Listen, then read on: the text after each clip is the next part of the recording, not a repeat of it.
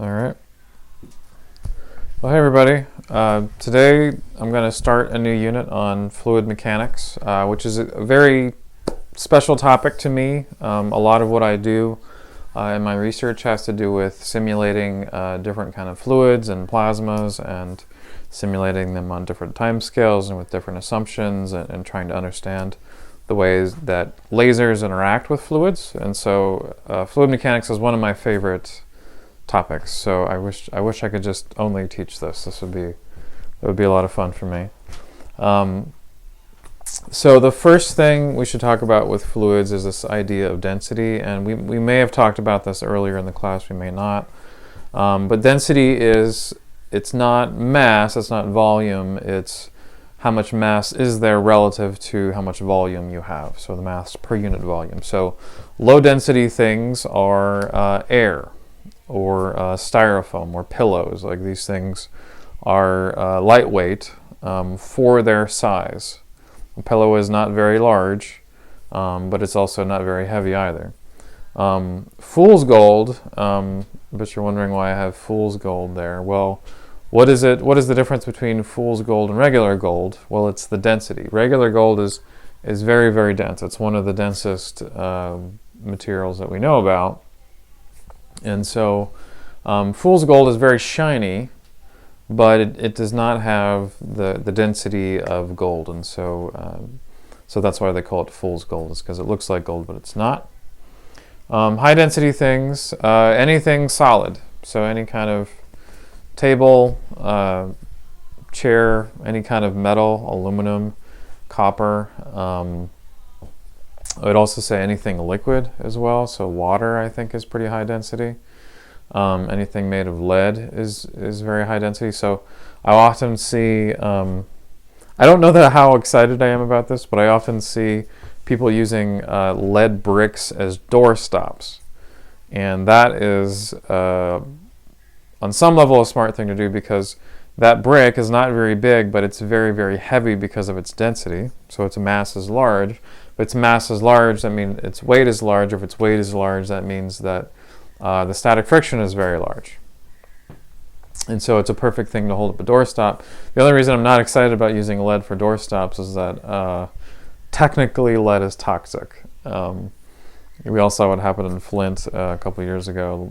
Lead got into the water supply, and lead produces cognitive problems.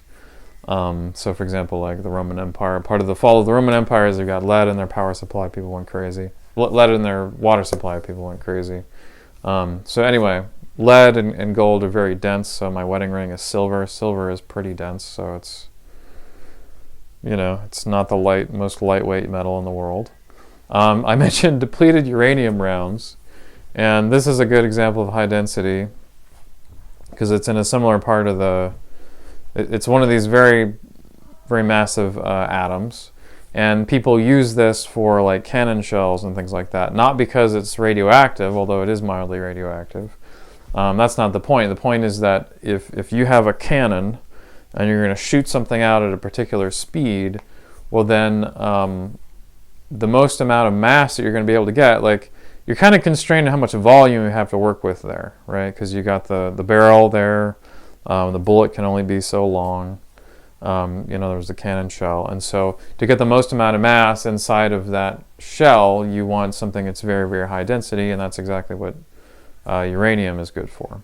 Uranium is even higher density than lead or gold. So this is probably outlawed by various, conventions of war with the United Nations, but the point of it is that if you want the maximum momentum with a finite volume, then high density stuff like uranium is something that people use, fortunately or unfortunately. Anyway, another example of density is bowling balls. So you go to the bowling alley, as I encourage you to do, and you go pick out a bowling ball, and all the bowling balls are about the same volume, but they're all very different masses, and you have to figure out which bowling ball you think is the best one for your game. And this is just a good example of different densities. One of the things we're going to do on the worksheet later is we'll convert from grams per centimeter cubed density units to kilograms per meter cubed unit. So this is the SI unit. This is what is called a CGS unit. So we'll talk about that a little bit later, but the density of water is 1 gram per cubic centimeter. So if I had 1 cubic little centimeter of water, that would weigh 1 gram, or the mass of it would be 1 gram. And so this is a good thing to try to remember, and then we'll try to convert that later to how many kilograms would that be if you have it in meters cubed, right? Now, one apology here. So physicists, we have some bad news for you, which is that the way that people use use the term fluid outside of a physics department is not really the way that it's used scientifically. So when people get sick, they say drink a lot of fluids. In science, a fluid can either be a liquid or a gas. So air is a fluid, water is a fluid. Both those things are fluid. That's not a problem. So when people say drink a lot of fluids, what they really mean is drink a lot of liquids. Now solids are not considered fluids because they have like a tensile strength and they have like a rigidity to it. So those are not fluids, but there's a variety of other things that are fluids. It can be a gas, it could be liquids, etc. Now, one of the things that we're going to do, sort of big picture at this point, is that instead of thinking about net forces and trying to calculate these forces and figuring out what the net force is, because the net force produces acceleration, right? Here we're going to be thinking about, instead of forces, it's really going to be all about the force per unit area, which is the pressure, as we'll talk about. And instead of figuring out like the net force to figure out the acceleration, we'll often be thinking about sort of like what's the pressure imbalance or some sort of pressure equilibrium. And pressure equilibrium is nothing's moving, and that means that there's some force, there's some area, there's another force in another area pushing back on it, and the net force is 0. So there's connections to the way we've been thinking about things, but also taking it to a new place. So pressure is the force per unit area, so whatever force that you've got divided by over what area you're considering. That being the case, the units would be newtons per meter squared, which is named after a French mathematician named Pascal. He is a very interesting guy, did a lot of philosophy stuff. Atmospheric pressure is about 10 to the 5th pascals, so I believe that, is that 100,000 pascals? Yeah. So on the WebAssign, I believe the atmospheric pressure is not quite this, but for anything regarding my course, you can use that, including the exams. And WebAssign, as I was saying, WebAssign assumes that atmospheric pressure is 1.013 times 10 to the 5th pascals. And so there are a few questions that if you assume that the atmospheric pressure is 10 to the 5th pascals instead of 1.013 times 10 to the 5 pascals, you will get it wrong. Now on the final, I'm going to configure it so that the tolerance should be, well, more than 1.3%, let's say. It shouldn't be a problem on the final, but just for getting things right on the WebAssign, this is what it's configured to do. So just word to the wise, please bear that in mind. We're kind of lucky that it turns out to be within like a 1% of 10 to the 5, so I'm just going to run with it. Now what is it that causes pressure? Well, if you imagine that there's some kind of sealed container and there's air or some sort of gas particle bouncing around, each of these bumps on the surface, each of these bumps exerts a force, force over this way. And the more of those bumps there are, the more force there is. And so at the end of the day, there's sort of an average force on this side of the box, and we can divide that by the area to get the pressure. Now, again, we used to be talking about net forces producing acceleration. Now we're going to talk about sort of forces in balance as it relates to fluids, which is another word for that is pressure equilibrium. So a good example of this is, I don't know if anybody has scuba dived. I know we're not blessed with tons of bodies of water in Ohio that you would want to scuba dive in, but if you do scuba dive, one of the things you have to pay attention to, and you can kind of notice this if you're swimming to the bottom of a swimming pool, is that the deeper you go, the more pressure there is, and so you have to kind of, open up your eardrums a little bit to make sure that the pressure inside of your head is the same as it is on the outside. It's a little bit similar as you go up in a plane, but that's because the pressure is going down. But for scuba diving, you've got water on the outside of your eardrum, right? That's the ocean here. Cold, dense water. Now, on the other side of your eardrum is a little membrane here, right? That sort of vibrates back and forth. But the important point is that it's a membrane that water cannot get through. And on the other side, you have warm, low-density air. The idea is that you want to have roughly the same pressure on this side and that side. It doesn't have to be exactly the same pressure, but after a certain point, this membrane will rupture if it's too big of a difference. And so as you descend, as you're scuba diving, you have to sort of increase the density of the air here to make sure that these two things kind of balance out. But the fact that it's warm kind of helps to increase the pressure, as we'll talk about. Now, what is temperature? Well, the average speed of these particles in the box is related to the temperature according to this equation. So if the temperature is higher, the particles go faster. It also is related to the mass of the particle. I believe the red particles, I didn't make this visualization, but I believe the red particles are more massive than the blue particles, I think.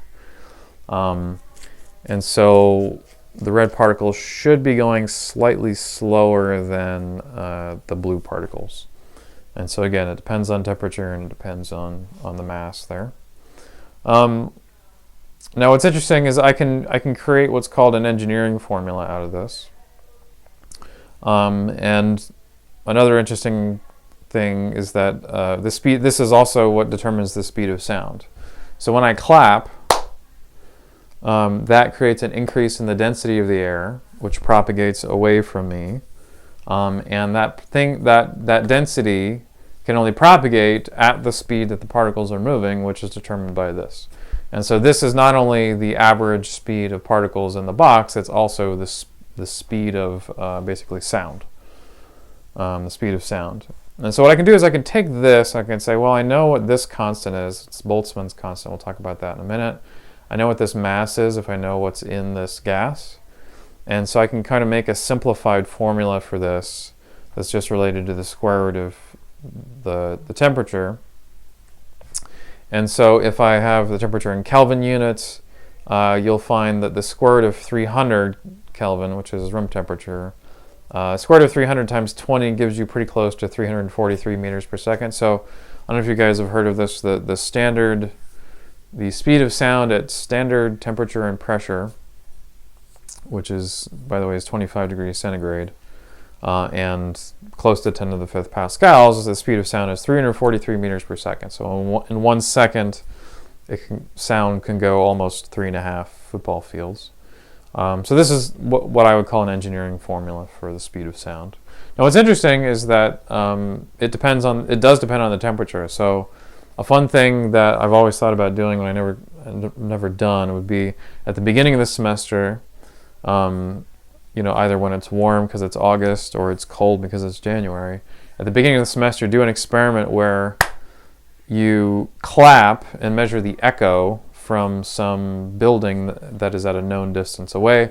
Use that to measure the speed of sound, and you should find slight differences at the beginning of the semester than towards the end, because at the beginning of the semester, it's at least in the spring semester, it's colder, so the speed of sound would be slower. It'd take longer for that signal to go back and come back. But in the summer, the speed of sound is a little faster because the particles are moving faster, and that signal should come back a little bit quicker. Let's see. So the next thing is a video, which I think is pretty good. And I'm going to go ahead and mute my microphone so you can see it. But I like this video because they're going to put a balloon into liquid nitrogen. and we're going to see what happens.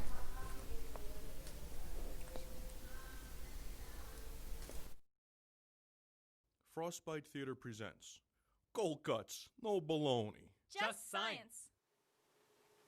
Hi, I'm Joanna. And I'm Steve. And this is a container of liquid nitrogen. And this is a really big balloon.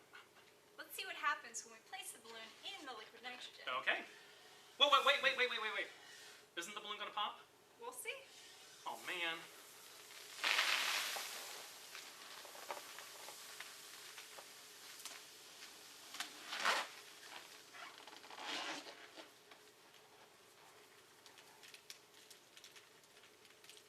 Huh. Okay, so the balloon didn't pop. There's obviously a hole in the balloon somewhere because the air's leaking out. So maybe instead of popping, maybe the balloon just got really cold and it cracked like an egg, and all the air is slowly leaking out of the crack. Well, if that's the case, what's the balloon going to do when I take it out? Nothing. It's a balloon with a hole in it and all the air's gone. Well, I'd say the air is still in the balloon. So where's the air? Right there. That's water. Nope. If that were water, it'd be frozen solid. That's liquid air. What? When we place the balloon in the liquid nitrogen, the air inside the balloon gets really cold. When particles of a gas get cold, they start to slow down and take up less space. If we can get the gas cold enough, we can change it from a gas to a liquid. That's what happened inside the balloon. We changed all the particles of nitrogen and oxygen to a liquid. So how do I get my balloon back? We just have to place it someplace hot, like the table.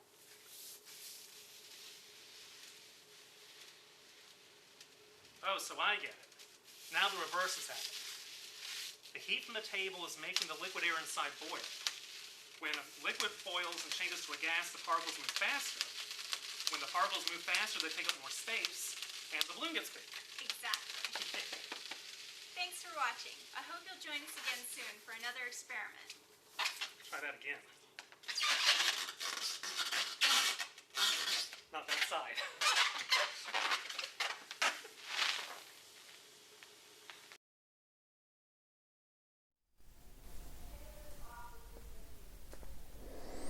All right, so there's a relationship between the pressure of the gas and the temperature, as the video showed. The reason I like that video is because they cool down the air inside of the balloon, and so it's not moving as fast. If it's not moving as fast, it doesn't bounce against the walls of that balloon as quickly or as hard. And so the air on the inside of the balloon isn't pushing out as much as the air outside of it is pushing in. Sort of the hot air outside of it, relatively hot air outside of it, is pushing in, and as a result the balloon shrinks until which point you take it out and let it warm back up, and then the balloon will expand again. So a mantra that I'll be talking about later on in this lecture is pressure differences makes things move. And so when you cool things down, you decrease the pressure, and then that's what causes it to shrink.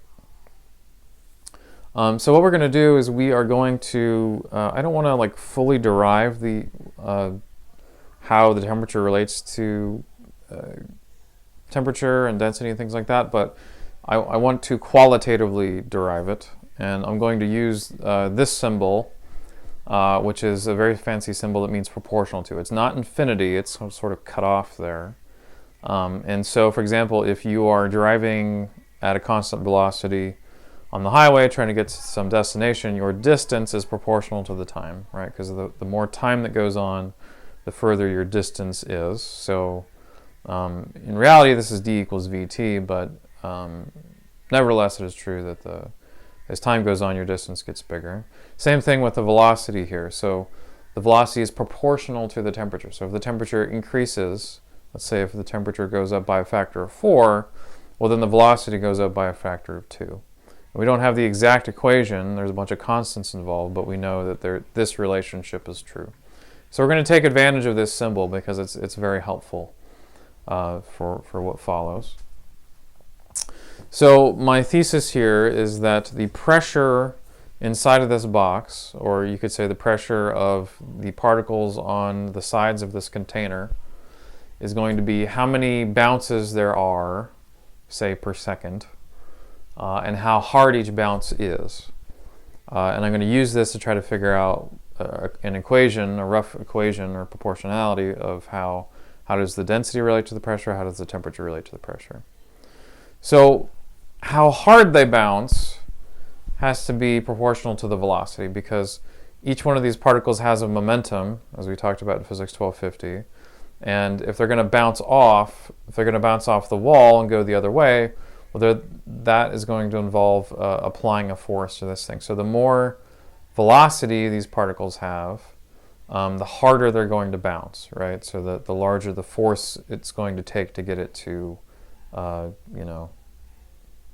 elastically reflect. And then how many bounces? Well, the larger the velocity is, the larger the velocity is, the shorter amount of time it's going to take for these particles to go from one part of the box to the other. And so that's going to increase how many bounces there are, say, per second. But the density also matters too, because if the more particles that are in here, the more frequently they're going to bounce with the walls. And so the density matters, but the velocity matters, and the velocity also matters. And so if we take this together, we can say, all right, well, the pressure is how hard they bounce times how many bounces per second. Well, you combine all that, you conclude that the pressure is proportional to, and again, there's some constants involved. Let's not worry about that for now. Pressure is proportional to the density. It's proportional to the velocity times the velocity. So in other words, the pressure is proportional to the density squared. And not the density squared, the velocity squared. The pressure is proportional to the velocity squared. But the velocity squared is proportional to the temperature. Not the square root of the temperature, but the velocity squared is proportional to the temperature, right? And so at the end of the day, the pressure, which is how many bounces per second times how hard each bounce is proportional to the density of whatever fluid you've got in here times the temperature of that fluid, is what we got. So that's a proportionality. If we want to make this more precise, we could say that there's constants involved, which we're going to do in just a second. But this is called the ideal gas law.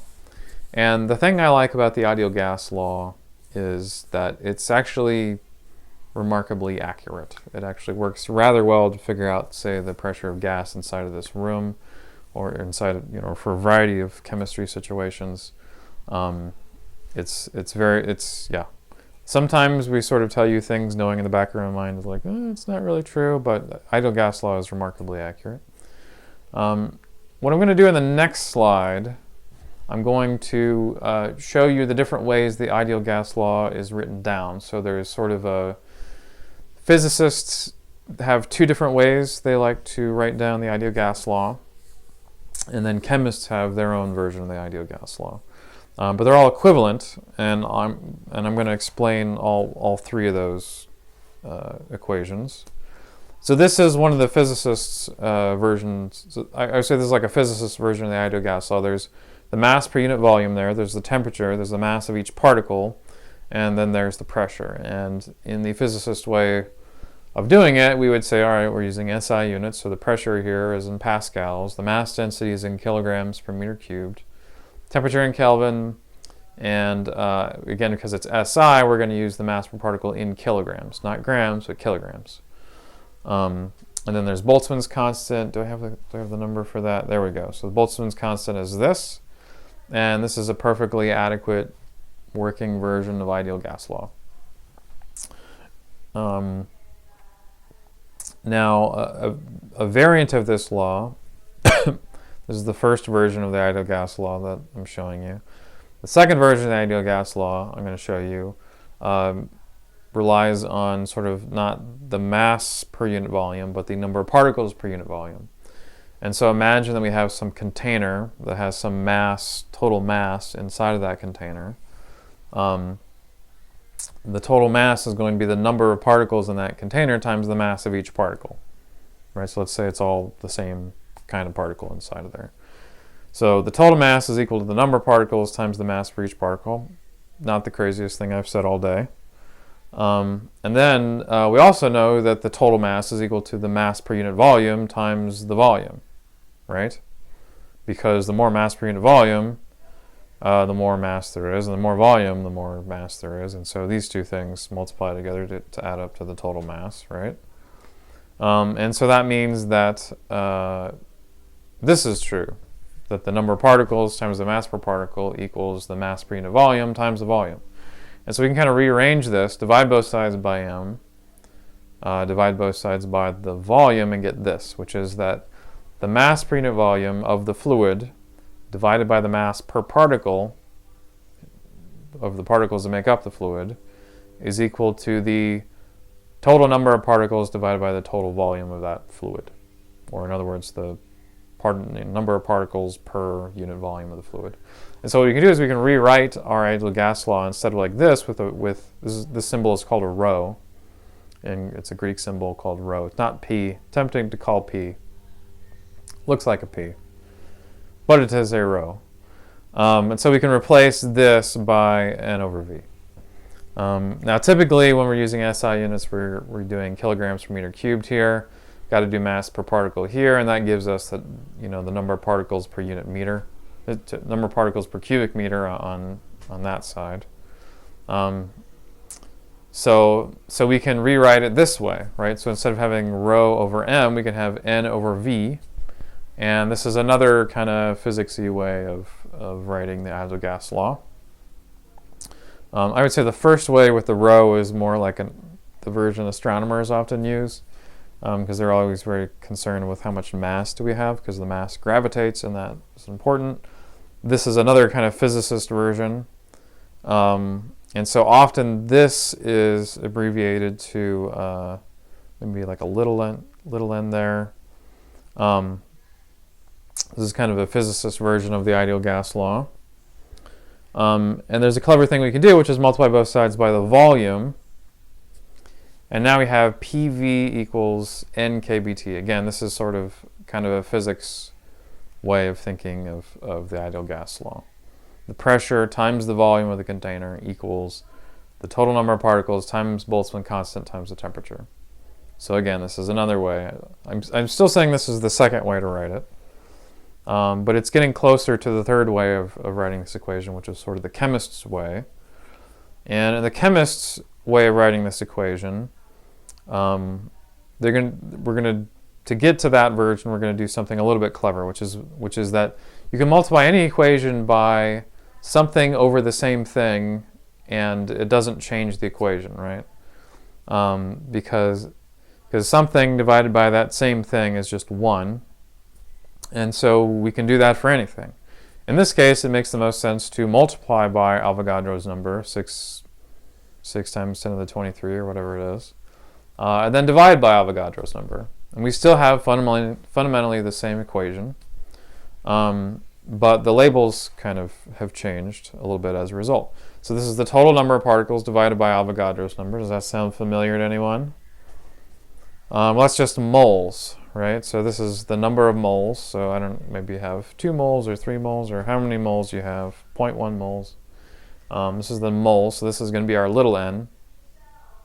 And then we have this thing here, the Avogadro's number times Boltzmann's constant. This is going to be called, this is R. So in chemistry land, they would call this R. So they would say PV equals nRT.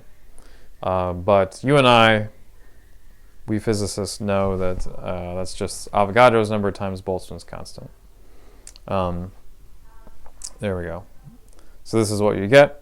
Now, here's what to me is a little bit of a weird thing about this formulation, which is that the pressure is no longer in pascals. So if you're going to do it this way, first of all, you're probably going to be using 0.082 liters liter atmosphere per mole Kelvin as R is the way that chemists would do this. So if you take Avogadro's number and multiply it by Boltzmann's constant, try to figure out how that works, you end up with this constant.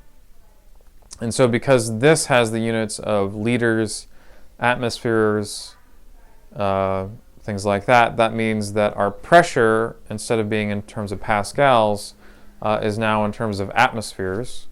So, for example, I'm at sea level, so I'm breathing 1 atmosphere of air, right? That's the pressure. It's very, you have to deal with like bike tires before you start to get to bike tires and car tires and all sorts of weird stuff before you get to things that are not 1 atmosphere, right? So pressure is now in atmospheres. It's no longer in pascals, and our volume is no longer in meters cubed. Our volume is in liters, if you're going to use this equation. Now, every single year, I get students that use a different equation for this, which we'll talk about in a second. So I just want to make sure that you're aware that there's more than one choice for R here. So later on, we'll talk about how R is also equal to 8.31 joules per mole Kelvin. And you only want to use this one if you're trying to figure out, like, how much energy did it take to increase the temperature of my sample by 10 degrees Kelvin. In that case, you definitely want to use this equation. But we're not calculating how much energy is involved. We're not calculating how much energy is involved. We're trying to calculate what the pressure is.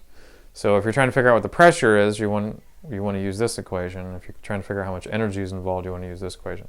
These two equations are actually equivalent because 1 atmosphere is 10 to the 5th pascals, and so if you put 10 to the 5th there and then sub in for liters, how many meters cubed is a liter, you can actually get these two things to be, you can actually convert this into that.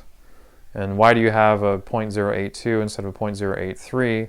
It's because atmospheric pressure is technically 1.013 times 10 to the 5th pascals. So that's the only reason why this is 0.082 instead of 0.083 something. Anyway, so again, 2 different versions, 2 different constants. They're equivalent, but the units are different. And so if you're calculating pressure, use this one. If you're calculating energy, use that one. Every year, somebody's going to do it wrong. I swear to God, somebody's going to do it wrong. So just pressure, energy. Got it? Good. All right. All right. These, again, all 3 of these equations, the 2 different physics ways and the chemist ways, they all give you the same answer. The units might be different, but they all give you the same answer. They're not, there's no fundamental difference between the chemist version and the physics version. It's the same universe, so it's just different labels. All right.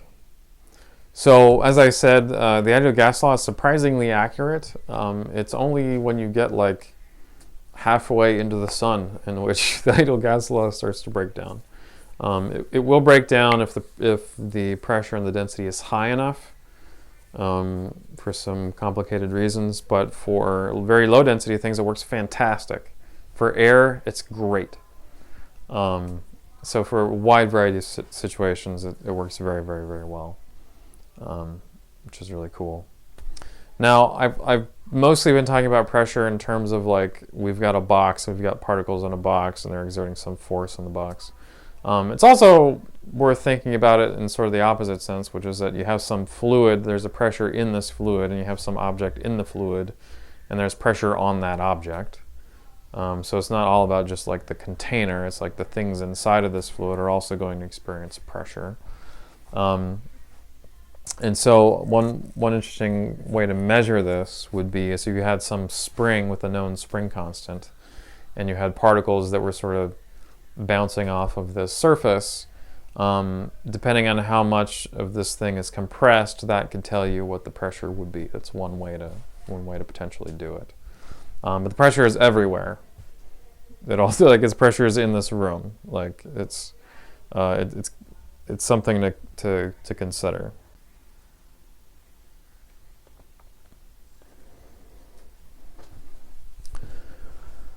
So 10 to the 5th newtons per meter squared is is pretty big if you think about it. So, a meter is something like, this big, and so a meter square is like that. And so anything on the surface of the Earth is experiencing 10 to the 5th newtons per meter squared. So that 10 to the 5th newtons is a lot of newtons. Like, this is like 100 newtons when I try to push against my hand or something. Like 100, that's nothing. Okay? So we often don't think about this because like the pressure inside of our bodies is roughly the same as the pressure outside of it. So we never really notice this. But a situation in which we do notice it is what's called the Magdeburg hemispheres, as they're going to demonstrate in the next video. So I'll let them explain.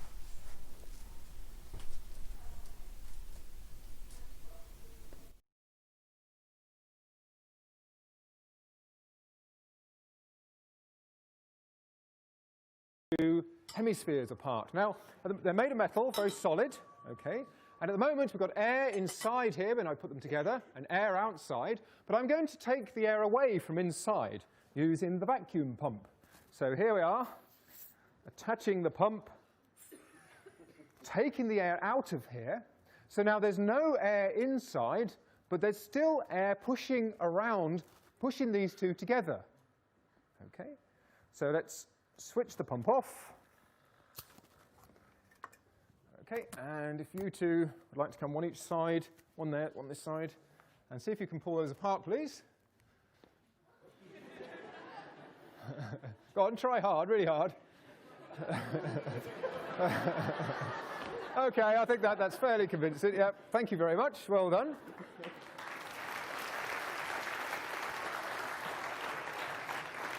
Now, you shouldn't feel too disappointed that you were unable to do that.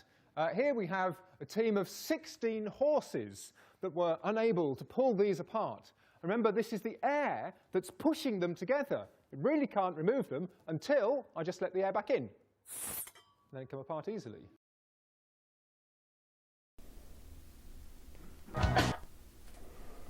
So this is how I think about that experiment, is that you have this kind of metal half sphere thing, so they sort of come together and come apart.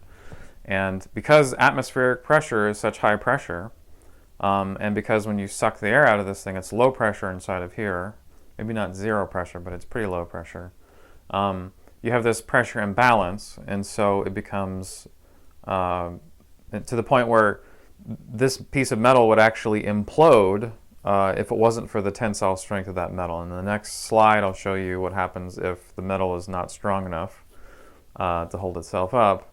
But that's the basic idea, is that you have high pressure on the outside, and if you don't have the same pressure on the inside, sort of particles sort of pushing back on that membrane, then there's a potential to explode there.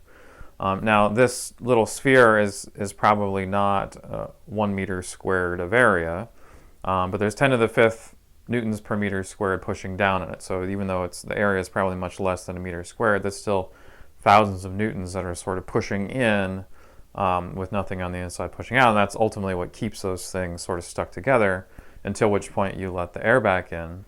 And then you do have particles pushing on the inside about as much as on the outside, and then it's no longer sort of like stuck together like that. The next slide is by far my favorite video from any of the physics classes that I teach. And it is a video of one of these tankers that they put on the train tracks. And so typically they have oil in these tankers. And I had a student once that worked with the trains system and told me about this. But if you look very carefully in the video, there's a little sort of tube coming out of it. And so what they do is that when the trains get to the station, it's time to unload all that oil. And they could just open up the spigot and just wait for it to come out, but this is America, we need to do it faster than that. And so they open up the spigot, let it drain out, and then they start to pump it down so it will drain out faster. And the problem is that if they're not careful, they will suck all the oil out and then start sucking the air out. And when that happens, then you have the situation where you have high pressure on the outside, low pressure on the inside. but because the thing has such a large area, it's 10 to the 5th newtons per meter squared on that, and so it's this huge amount of newtons that the tensile strength of the metal just can't hold itself up. So are you guys ready for the greatest video of all? All right, here we go. I'm so excited about this. Yeah, pretty cool. Yeah, pretty cool. You see the line coming out the tube there. There's another one. Yep. So yeah, again, this is just my favorite video of all time. So it really makes you think about just how high of a pressure atmosphere we actually do live in. In physics, we often ignore the atmosphere, but there's quite high pressure that we're in. So that is an example of high pressure, low pressure. Remember, pressure differences makes things move, and so that definitely moved, right? It imploded.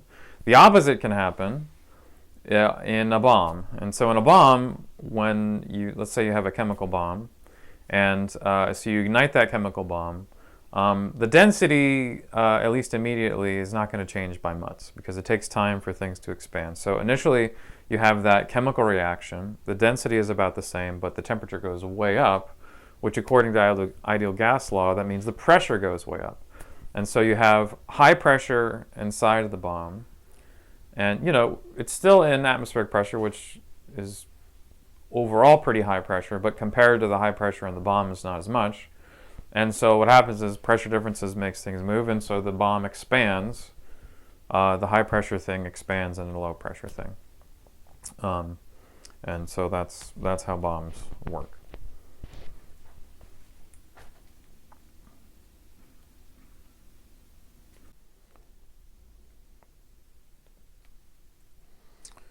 So the next thing to talk about is buoyancy. And this nice video shows what happens when you put a thing that is not very dense into a fluid that is very dense. And so what happens is the denser fluid wants to sink more than the lighter thing wants to sink. As a result, the lighter thing rises. And so that's buoyancy. So it's not as if there isn't any weight to this, or that gravity isn't pulling this thing down, or that there's some mysterious force. Again, what's going on is that the denser fluid wants to sink more than the lighter thing wants to sink. So that's ultimately how balloons fly. So this is a scene from a famous movie called The Red Balloon, and the balloon's going to fly up into the sky in just a second. There you go.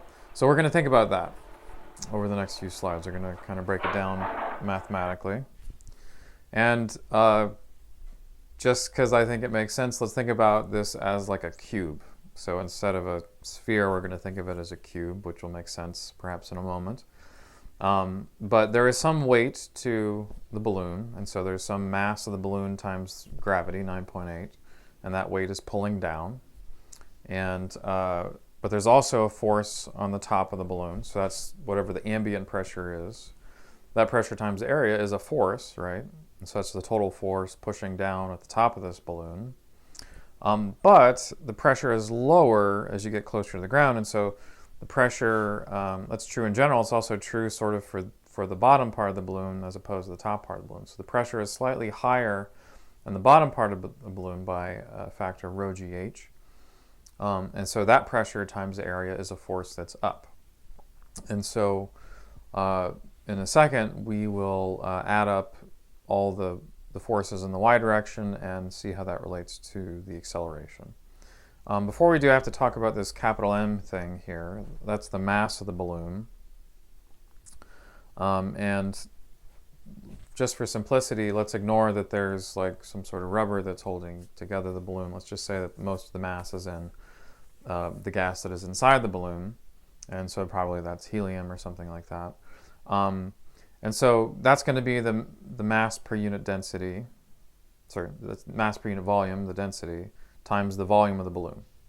And one of the trickiest parts about doing these problems is trying to figure out which row is this and which row is this. Well, because we're considering the weight of the balloon, this row is the helium, whereas this row this density is the density of the air, because this is the density of the medium that the balloon is in. So that's one of the hardest parts about doing these kinds of problems. So we can look at all the different forces and add all this up. So here's the sum of all the y forces in this case. So we have the weight is pulling down, right? So we're going to say positive y is up, so pulling down is negative. G here is positive 9.8 meters per second squared. There's the pressure on the top, which is pushing down. The pressure times that area is a force that's down. But then this pressure down here is a little bit larger, and it's pushing up on the balloon from the bottom. And so you have this pressure here. And if you stare at this long enough, you'll notice that this term cancels with this term. So plus P0 minus P0 times A. So those cancel out. And you can rewrite this equation like that. It's a little bit simpler. Now, the first thing to do with this equation to make it a little bit simpler is to point out that the height times the area, so this height times the area here, that's just the volume, right? So I can make this equation a little bit simpler if I just replace the height times the area times the volume. I hope you agree, that's slightly simpler. The next thing I'm going to do is I'm going to factor out the mg. So I'm going to create some expression that is mg times something in parentheses that equals the same thing, and that turns out to be this. So I hope you would agree that if you multiply mg through this thing, that you will end up with this exact same expression. And the reason I want to do this is because it allows me to divide both sides by capital M to simplify things just a little bit. So I end up with something like this. And now we think about what the mass of the balloon is. Well, the mass of the balloon is the density of what's inside the balloon times the volume. It happens to be helium in the balloon. So we use that density times the volume of the balloon. Well, these volumes are the same because really it's the volume that is displaced by the balloon, which is also related to the volume that the balloon of stuff the balloon is holding. And so those volumes cancel out. We just end up with something that's relatively simple, which is the ratio of the density. Again, this is the row on top, this density on top, that's the density of the air, and this is the density of the helium. And air is much denser than helium. And so this ratio should be greater than 1. I forget exactly how much greater than 1 it is. I don't have that memorized. But it's greater than 1, so when you subtract 1 from it, you still get an overall positive thing, and that means that the acceleration is going to be upwards by some fraction of the Earth's gravity, some fraction of 9.8. So I think I just said these things, right? So if for some reason the density of the air, so for example, let's say you fill up a balloon with air instead of helium, well, then the density outside the balloon is air, and the density inside the balloon is air, and so you get something that is roughly neutrally buoyant. You know, you can kind of bounce it up. It doesn't rise up. It doesn't really sink down very fast. But if indeed the density of the stuff inside that balloon is less, it rises. So it could be, any kind of gas that's less dense than air. So the classic example is the Hindenburg with hydrogen gas, which turns out to be a bad idea because of the chemical properties of hydrogen gas. Well, the density of hydrogen is even less than the density of helium. And so that actually turns out to be pretty good for getting things to rise up. Now, the book likes to think about this in a particular way, which I want to explain because it's kind of clever. I wouldn't have thought of this, but this is what they do. So when the book thinks about this equation, they see that, okay, well, this cancels with that, and then they rewrite it this way, and then they do the same thing that we do. We sort of replace this with rho GV. The book says, well, let's call this the buoyant force. Again, there is not a mysterious force that causes things to rise magically that like counters gravity, but when you put a lighter thing in a denser fluid, that denser fluid wants to sink more than the lighter thing wants to sink, and so as a result the lighter thing experiences this upward force. That is the buoyant force. So again, it arises because of this cancellation, not because there's any kind of magic that's going on. So they call this the buoyant force, and often this is referred to with capital B, which is fine. And it's interesting because it means that the larger volume you're displacing, the more the buoyant force is. So a giant beach ball has a larger buoyant force when if it's under the water than something that's much smaller, or a hot air balloon or a giant helium balloon. The larger that volume of that balloon, the more force the more the buoyant force, and so the more mass it can kind of hold up at level. So it's kind of a clever way of thinking about it.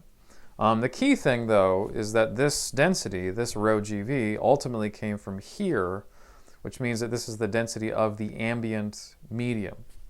And so if you want to know what the buoyant force is on a balloon, you do not use the density of helium here. You use the density of air because the balloon is displacing that much air. So that's the key. That's the key tricky thing about these buoyancy problems, is trying to figure out which density we're talking about. I just let it slip that this could be water as well. So this math works exactly the same way with water. And if you've ever, if you've got pool noodles are low density. And so if you take the ratio of the density of the pool noodle, which is pretty low, compared to the density to water, which is pretty high, 1 gram per cubic centimeter, then this gives you some number that's greater than 1. So if you subtract 1 from it, you still get a positive acceleration. So this could be any kind of fluid. It doesn't have to be air. It doesn't have to be water. It could be really anything. All right. I think I said all these things here. Now, if we're talking about so let's say that you let go of a helium balloon and it goes up. What happens to that? Well, the helium balloon goes up and up and up and up and up. And what's interesting is that as it goes up, the pressure and the density drop. So the air is much thinner higher up than it is closer to the ground. And so eventually it gets to the point where that buoyant force is equal to it's the mass of the balloon. And then it just sort of hangs there, is basically what happens. Because that rho GV, the buoyant force, that rho drops as you go up. And so eventually those things too get in equilibrium and the acceleration becomes 0. So that's kind of what happens. Also, another example of buoyant force is boats on the water. So you're displacing a certain amount of water and you're replacing it with basically air. And so the larger that volume you displace, the more stuff you can hold up. Okay, so the next thing to talk about is incompressibility. And this is something that only liquids do. Fluids like air are not considered to be incompressible. You can compress air, as we'll talk about in a minute. But liquids like water and oil are incompressible. And so the next video is going to do a particularly good job of explaining that, and I just need to mute my mic so you can watch that. Electric forces hold atoms together and make steel wires strong.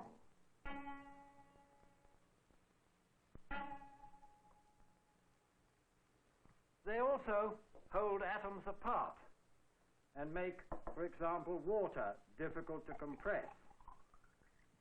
I have here a tube which I'm filling quite full of water, and a piston which fits and will fall, just fits. It will fall slowly like that.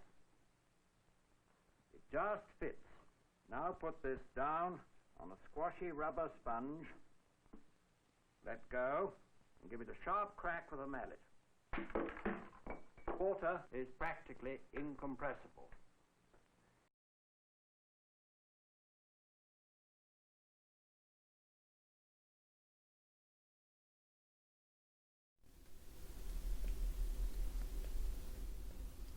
So as I was saying, water is incompressible. It's a special kind of fluid. And air is a pretty typical fluid. So you can compress air. So let's say that you take an empty water bottle and you put the cap on tight and you try to squeeze that down. It will compress. Like that thing will compress at least some the harder you push it. Not so with water. So with basically the difference is that there's a lot of space between the particles in air. So that if you try to scrunch it down, it's not too hard for those particles to get slightly closer together as a result. Whereas with water, the particles are already smushed up next to each other, that you can't scrunch it up any more than it already is, because it already is, like, they're already right next to each other. And so as a result, if you try to push on it, if you try to push on water in one place, it just carries that force to another place. So that's why when they put water into that beaker and then they smash it down with the mallet, instead of compressing that water so that it goes to higher density, instead the water refused to be compressed, and instead it transferred all that force to the walls of its container, which is why it exploded. So that experiment would have gone very different with air than it would have with water. So what's interesting to me is that water is, you might be wondering, okay, Chris, that's fine that water is incompressible, but like, let's be honest here. Like, at some point it does compress down, right? Like, if you give it enough force, eventually that will smush those atoms slightly closer together and you can increase the density. Well, you're right, but even at the bottom of the ocean, where you have tons and tons and tons of pressure, like in the Mariana Trench or something like that, my understanding is that the density of water goes from 1 gram per cubic centimeter to 1.07 grams per cubic centimeter. So even with all those tons and tons of pressure, the density of water changes by less than 10%. And so as a result, water and liquids in general are good for things like hydraulics, which means that if you push down on one end, it will carry that force to the other end. So instead of just sort of compressing the fluid, like if you had air and you compressed it down, well, then all you would get from that is very high pressure air. It's not as if it wouldn't carry any of that pressure to the other end, it's just that it would carry less of it, because part of what you're doing is compressing the air with pushing it down, if that makes any sense. So it's crazy to me how little the density of air, so how little the density of water changes when you try to compress it down. I think I just said this thing about hydraulics. So in terms of the group work has to do with this situation. So how many balloons do you need to do the following? So this is the end of the Red Balloon movie, where a crowd of bullies is chasing our young protagonist, but the balloons come to his rescue and he can fly away. There's another good video from Mythbusters in which they put a person on a lawn chair and connect all these balloons and see how many it takes to get them to fly away. So your mission, if you choose to accept it, is to try to figure out how many balloons it would take to get a child or a person to be supported by that buoyancy to rise into the air. So there's some assumptions to be made there. Density of helium is that. So that's the second half of the worksheet. The first half of the worksheet is on rain barrels. Now for the next lecture, lecture 23, I will talk about this thing, which is called a manometer. And this is in my basement, and this is telling me that my basement has slightly higher pressure than the outside because of various fans and things to try to make sure that a thing called radon doesn't build up. And so this is giving me a measure of the pressure, like the extent to which that fluid changes. And if you think about it and you kind of analyze it, one can conclude that this extra pressure changes the position of the oil by some amount. Now we're not going to use the density of water here. We're going to use the density of oil, which is not quite the same thing as the density of water. But because there's this extra pressure, in other words, ambient pressure plus this extra, that is going to shift the way that that liquid stays there. So that I mentioned this because there are homework questions that sort of deal with this that are otherwise fairly confusing. So I just wanted to throw that out there. The other thing we're going to talk about next lecture is pipes and fluid flow. So there's a question in the homework about having a squirt gun, and you compress this, and then that squirts the water out the other end at some speed. There's another question about, like, you have water. This is called a siphon. So if you want to Google siphon, S-I-P-H-O-N, once you start the water going, it keeps on going. So we're going to talk about this next time. So just want to say that you're probably going to see this on the homework, and the next lecture does delve into this. So thanks for watching. I hope this was helpful.